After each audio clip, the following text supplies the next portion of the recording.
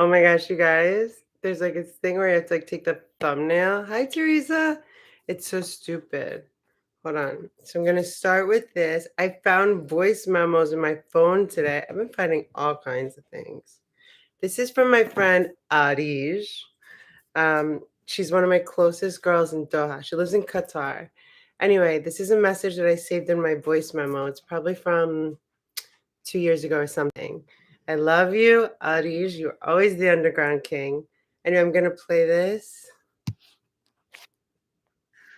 Oh my gosh, so amazing. The date is, this is the kind of stuff that I need to have and find someday. But today is, it's February 21st, 2019. This is from my very good girlfriend, Arij, the underground king in Doha. Ash, I miss you so much and I miss your presence. And as much as sometimes we hate social media, we really gotta love it for connecting and keeping us close to one another and for letting us be able to see one another behind the screen and to see your beautiful face and soul and see you doing so well and posting. And the other day I saw a post of you and your father and it made my heart smile, even though I didn't comment, but I kept the comment to myself and it just gave me the biggest smile to know that you are such a great fucking legendary daughter and you're such a great inspiration and a yogi and a friend and everything. And if I ever do come to LA, you would be the first person I would hit up. I love you always. I love you always. Anyway, that also reminds me of a very important Arabic word I can't believe I've forgotten. Inshallah. Inshallah is a very common word in Qatar. So you'll say like, I'll see you tonight, inshallah. It's not, as I understand it, it's not God do this or you're asking God for something if it's God's will. But it's kind of like it's a powerful thing to say, right? But it's like you literally say it like, okay, I'll see you later, inshallah. Inshallah. If you could hear Arish, Ash. Like the way that I spent Ramadan there. I spent a Ramadan there, and I'll never forget one of my best friends. Ram. Did you see the joint fly from my head? Ramadan. Ashley, Ramadan. Inshallah, if it's let it be God's will, but you're not demanding. You're not like, uh, you're not asking. You're not. It's out of respect to God. Like so, it's basically yes, respect God. If it's God's, if that is God's wish, which I will be aligned with that wish, then inshallah, yes, that kind of thing. But it's not begging God, to be clear. Thank you, Teresa. Look, Hondo is like, I think you got a super chat. I think you got one. Oh, he said, Baba, I like to be the videos. I think people like what I'm there too. They do, Hondo. How did you even know about it? Don't bother your brother. Okay, so the 8 limbs of yoga. So the first of the two, this is Ashtanga yoga. So let's remember Ashtanga, Ashta, 8, Anga, limb. So the 8 limbs of Ashtanga yoga. This is interesting because they will resonate. They resonated with me. Like you'll feel, or if you're familiar with the 10 Commandments, these are suggestions. Yoga is not a religion. Okay.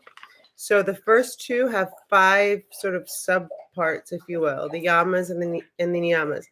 Yamas refer to suggestions about how to deal with the outside world, external.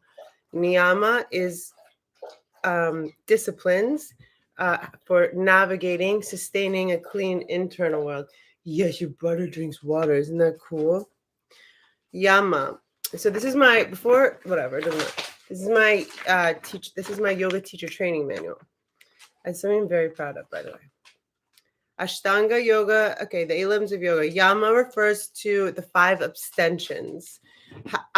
Tehete Khalas.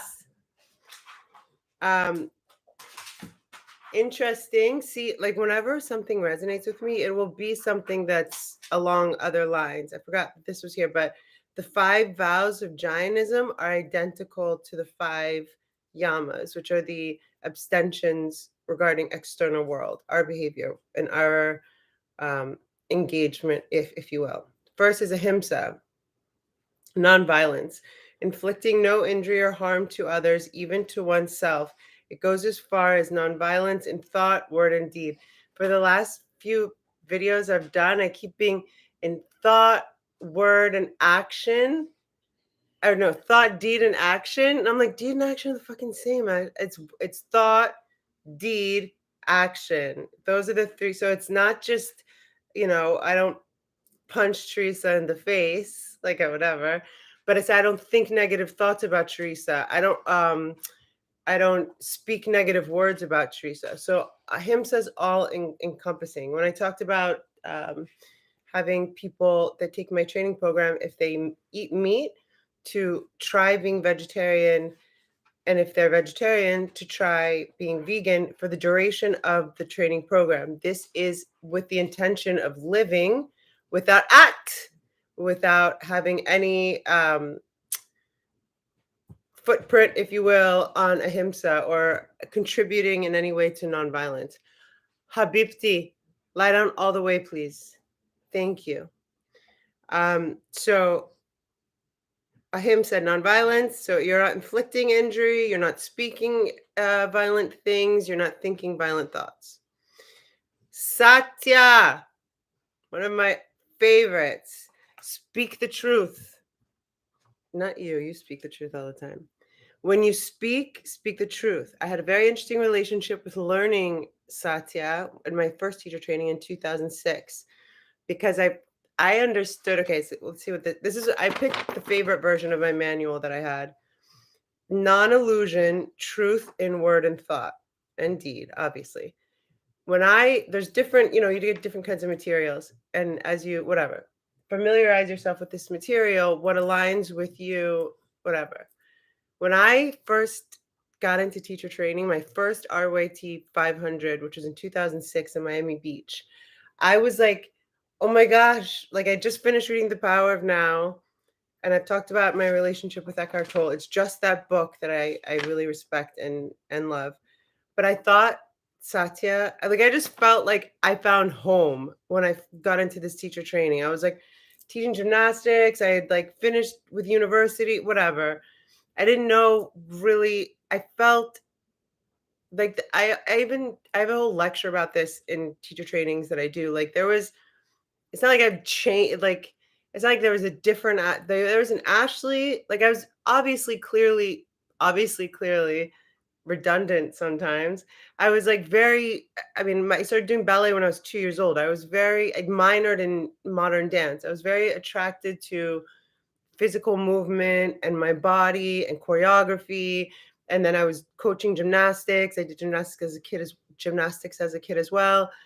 So when I found yoga and it was like the body and the breath and the quieting of the mind and the whole world of meditation that opened up to me just by continuing to be dedicated to it. It was like a life-changing thing. I would say in training, there was like an Ashley before that training, and then there was like I just think of like Ashley 2.0 or whatever you want to call it. But with Satya, I felt like it meant I had to tell everyone the truth all the time, which is definitely not what Satya means. It means when you speak the truth. There was like a lot of situations that even now I should probably remember, Ashley, just when you speak the truth. You don't need to speak extra truth all the time. Because it's usually, I mean, often it's not going to be helpful. Okay, asteya is non-coveted, like non-stealing, but it's literally covetedness. Coveted, you're not coveting. So people like, I always wonder, like, whenever I want to believe in or think good about people with shit loads of money, I'm always like, how come they aren't on the fucking ground helping people? You know what I mean? Like that's kind of what is the, I don't know what I don't understand, but that means you're hoarding, right? Money is energy, just like anything else. Asteya is non-covetousness, not coveting. The example I think that might be here. Oh, this was in my teacher training that I remember. Uh, so if it was about the neighbor's wife, which I think the person that was giving this lecture wanted to like make more of an analogy to the Ten Commandments and like coveting your neighbor's wife or whatever. Um, but not thinking about like envy would be, a violation of asteya, if you will. Non-covetous to the extent that one should not even desire something that is not one's own, non-stealing. But also there's an old yogi saying like, I don't live this way, obviously, but that like a yogi should have like three pieces of clothing and just like a blanket and that's it. There's a bunch of things like we shouldn't get too bothered by cold. We shouldn't get too bothered by heat. And I work on that and stuff. Um, anyway, but not wanting what other people have. There's a thing in AA that I just came up right now. When you're looking for a sponsor in AA, they tell you to look for somebody. What is it? They say look for someone who has what you want. My sponsor was amazing. I've spoken about her many times. I was so lucky. She was like a light in the dark and so real. And she was like, Ashley, it's not don't look for what don't look for a person that has what you want. Look for someone that has what they want. You know what I mean? Because what you want is going to be different from their. Look for somebody that's accomplished, bringing into their lives everything they want. And I mean, it was so funny because it was after I found her and she had successfully done that and continues to do so 10 years later, 11 years later. But um, so, and that's like, yeah, envy and stuff like that. Anybody that's aware enough to understand that they're harboring jealousy or envy should, well, I would argue to say has the key to understand that they're one step or just one, thought away from understanding being inspired or, moving from negative to positive, in short. Brahmacharya, moderation is the easiest way to put it. Just moderation. It's tied back to the old school, and it would just be applicable to men and their semen and not releasing it. So moderation is the fastest way to do it. I have in this here abstinence, particularly in the case of sexual activity, and it's about not releasing like your juices, like holding on to them. Particularly in the case of sexual activity. Also, responsible behavior with respect to our goal of moving toward the truth. It suggests that we would form a relationship that foster understanding to the highest truths. Practicing brahmacharya means that we use our sexual energy to regenerate our connection to our spiritual self. It also means that we don't use this energy in a way that might harm others and be sloppy, right? So I remember in like my advanced teacher training and asking Fred Bush, like, because he was explaining how it like yogis will have sex and they won't actually like come to whatever, have like an orgasm. They'll like hold it and it's holding in like power and stuff. And I'm like, and he's giving this lecture and I'm like, well, how does that apply to women? I mean, like obviously women have excretions from sex too, but it's different. And he's like, well, it's in alignment with the history of yoga. Women were not allowed to practice yoga until Indra Devi, of course, she was fucking Russian, which I love, said, Krishnamacharya, you're going to fucking teach me. And he said, no, I'm not. And she said, yes, you are. And he said, no, I'm not. And she said, yes, you are. And he said, no, I'm not. She said, yes, you motherfucking are. And he said, fine. And Indra Devi is responsible for bringing yoga as we know it to Hollywood, in fact. She's a badass. Okay, I'm just going to write her name here because it's important. Indra. She wouldn't take no for an answer. She was the first woman that Krishnamacharya accepted as a student. and then went on to be a student for until he passed. Okay, so old school real talk. It's not releasing juices from sex, brahmacharya. That's literally what it is. But for all intents and purposes, let's call it moderation. Moving on, moving up. So remember, we're still in the first limb. This is the yamas. These are how suggestions on how to deal with the external world. Excuse-moi, a parigraha. Hi. A parigraha, non-possessiveness, non-hoarding, similar to asteya, but remember, in thought, word, and deed. Niyamas are internal suggestions. Remember, all suggestions.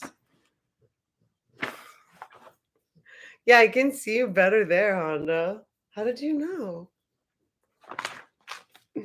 Okay, refers to the 5 observances, how we relate to ourselves and the inner world. So saucha. Saucha is one of the words, like you'll see things if you like study this and decide to go further with it. Sanskrit, you'll see different spellings, and especially this word. Like right now, like I have so many versions of my manual, and this was my favorite that I had here, but it's with the H, which I hate. And so whoever did this, I just missed it, I guess, which is my fault. But the way that I don't know, it just resonates more with my heart because that's how I learned it, is like that. Such a cleanliness. What's up, Chris Mac? I almost said Craig Mac. Such a. So that's like cleanliness, but it's also like when I in my first yoga teacher training, the irony is just amazing sometimes. We were talking about how like a very kind of like an older school of yogis, not older like in our lineage, but like in the 1800s, whatever. Before any class they taught or whatever or session, they would clean under their nails, they would take shower, and they would wear white. And we would just laugh because my teacher's feet were like always so unkept, I'll call it. Like I just want to like throw like toenail clippers, just even that would help because and I was always I think it was a blessing in disguise because you have to understand when you're a yoga teacher, everyone's looking at your feet, their heads are down most of the time. So if your feet are all funky, it's kind of like, so I always made sure my feet were on point. Okay, so saucha is cleanliness of the body and the mind. Santosha, that's contentment. It's just this sustained state of contentment. So you're responsible for that, right? So all this stuff, all these suggestions for the internal landscape, we're responsible for maintaining. Satisfaction, satisfied with what one has. I'm satisfied with everything I have. Everything that I don't have, I want for nothing. That's okay. Tapas, it's heat. Now, I've talked about the 4 main paths of yoga. An interesting thing, so tapas in Raja Yoga, royal yoga, the lineage of teacher that I am, asana would be tapas. It's the physical practice that we're not even there yet. We're just still on the second limb, part of the second limb, one of the 5 subsections. So you understand, I hope, at least by now even, that yoga is much more than upward dog and downward dog. In fact, this is the iota of what yoga is. Karma yogis, a different path from Raja Yoga. Karma yoga, they would consider asanas to be selfish. It's like taking care of your body. They work, everything that they do, it's a different path. And everything that they do for God. And that's an interesting thing that I always thought was notable about tapas. Austerity associated with observances for body discipline and thereby mental control. So karma yogis, all their body discipline, all their mental control is surrendered to God. So none of it would be used on themselves. I hope that makes sense. The next two are two of my favorite words in Sanskrit to pronounce. Svariyaya, study of the Vedic scriptures known study of the Vedic scriptures, keeping yourself, that's so the Vedic. There's the Vedas. There's Asht Habiti, to know about God and the soul, which leads to introspection on a greater awakening to the soul and the God within. So it's suggesting that you keep yourself, the Hatha Yoga Pradipika, Ramayana is a sacred text. It suggests that you keep yourself on your own time reading spiritual texts that are affiliated with this. I'm trying to think of one, Bhagavad Gita, okay, or the Gita, as some people call it. Ishvari Pranidhana, surrender. So it's the ultimate surrender to God. Okay. So remember all of these, the first five and the second five. First five are external, second five internal, suggestions on how to navigate this life experience that you're having as a spiritual being. So you're having a life, you're having a human experience as a spiritual being. So these are suggestions on how to navigate that. So those are the first two limbs. The yamas is the first. I'm sorry. The yamas and the niyamas. Okay.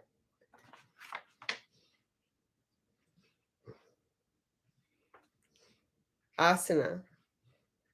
Discipline of the body, rules and postures to keep it disease free. Remember, break down the word disease. It's dis-ease. It's a body lacking ease. Discipline of the body, rules and postures to keep it disease free disease free and for preventing vital energy. Correct postures are a physical aid to meditation, for they control the limbs of the nervous system and prevent them from producing disturbances. I was going to make a separate video about this, and I still might. Stupid people, stop calling yoga satanic. If yoga's satanic, sex is satanic. This is hero position. If there was a man underneath me, okay? Virasana. If I was lying down on my back, that would be Shavasana. A guy on top of me would be doing Plankasana. So shut the fuck up. It's so stupid. Every single pose that is designed in and the yoga poses, there's a bunch of them, and then there's variations of them, are targeting different organs and muscle groups in your body to take care of your body, okay? With breath, with intention, with awareness.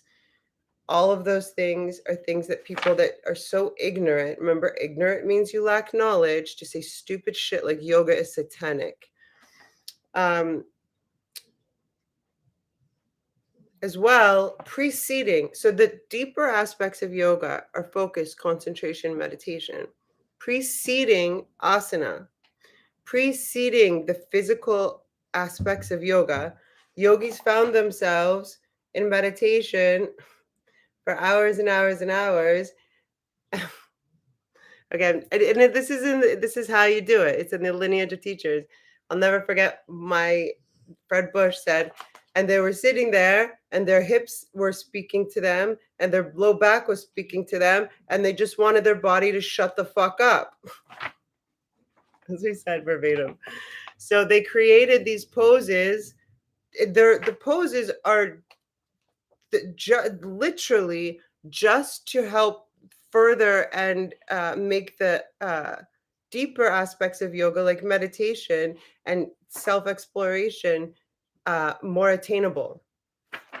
Okay, so the irony of asana being like kind of the more celebrated of the limbs, and obviously the billions of dollars of business that people make off of it, is quite silly. People are like, do you do yoga? Like, I can tell that 90% of people, and it's not a judgment, I'm just not going to have like a conversation with you about it, because it's not a class that I take 3 times a week or a practice that I do for an hour 3 times a week. It's so much more than that. And if you want to understand, then you'll hear this video. And if you don't, you don't. Okay. Pranayama is the breath. Prana is life force. Ayama, management of. Pranayama, management of your life force energy. Control of the life force energies, beneficial to health, steadies the body, and is highly conducive to concentration of the mind. Pratyahara, control of life force and withdrawal of the senses from the so remember, we enter meditation, we do it through focus and concentration, and that withdraws the senses from the external. So pratyahara is withdrawal of the senses from their external objects. The last three levels are called internal aids to yoga. Dharana, the next limb, concentration of the chitta. Remember, yoga, chitta, vrita, naroda. Yoga happens when the modifications natural to the thinking mind cease. That's the chitta part. And it's easy to remember. It's like the nonstop mental chatter. And if you could think of like shit, chitta, shit.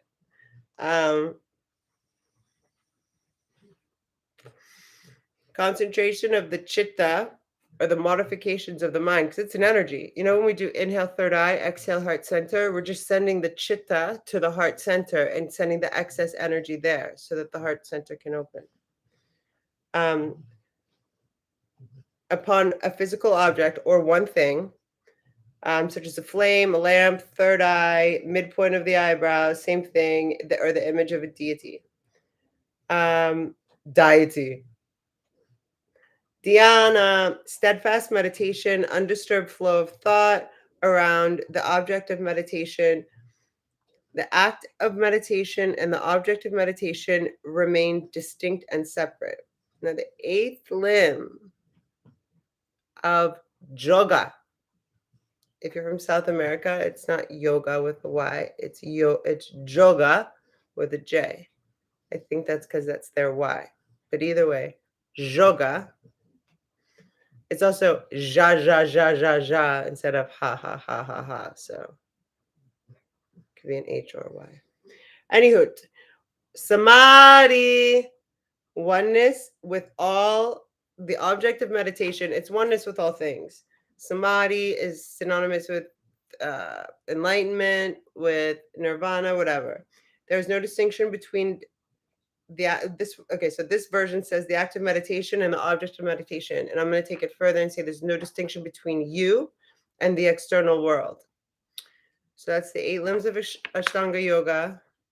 What was I just going to say? Oh yeah, the way we remembered it and did it in teacher training is we like chanted it, and it's kind of cute and fun to chant.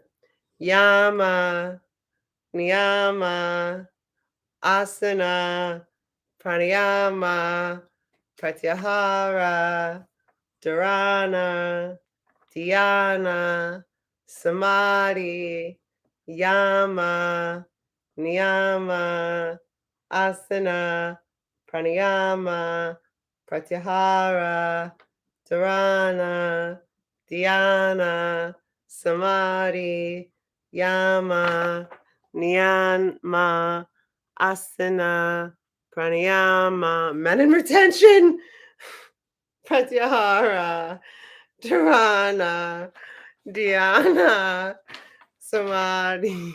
Oh my God, you're so funny.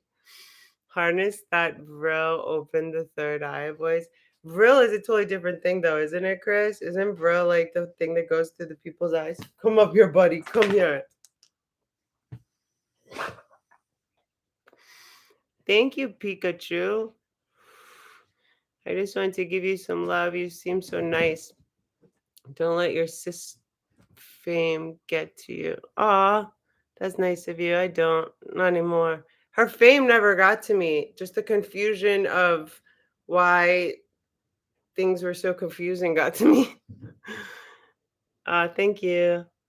Tell us more about the difference between the sexual positions, please. I'm going to do a video about that. I can't actually. I made a whole thing. Every sexual position. So unless you're not having sex, don't say yoga is satanic, because every sexual position is a yoga pose. It's so stupid when people say stuff like that. It's like anything one does with intention is what it is. Okay. So If, for example, like this, that means to most people, fuck you, right? It's also a mudra. It's kind of a negative mudra. Mudras are like hand things. Gyan mudra, this is the seal of knowledge. Some people think it's like 666. If I was going like this and meaning 666 or some kind of devil shit, which I never ever would, I rebuke the fucking devil. I work for God and God only. Um, then if I had that darkness and that sick shit in my heart, then maybe that's what it would mean. But I've only ever had Gyan Mudra, and as I understand it in my heart's attention, the right feeling, seal of knowledge, seal of wisdom. This is a seal of commitment. It's interesting because it's on the left finger, but there's a lot of chakra, like energy centers on your fingertips. People don't know about. But my knees are hurting, so I'll be back because I'm sitting and I have to take my dogs anyway. I love you guys. 8 limbs, we nailed it. And thank you for the super chats. Hi, Angela. Yeah, super cool. Okay, I'll see you guys later. Maybe we'll do something about the sex things. Not the sex things. Yoga is not satanic. The poses are not satanic. If you do some of any anatomical, what do you call it? If you do, there's a lot of different things you can do with your body and have a different intention, and I'm sure invoke a bunch of shit. That is not what I'm about. That is not what my lineage of yoga teachers is about. And I don't want to hear it anymore. Bye. Love you guys. Late.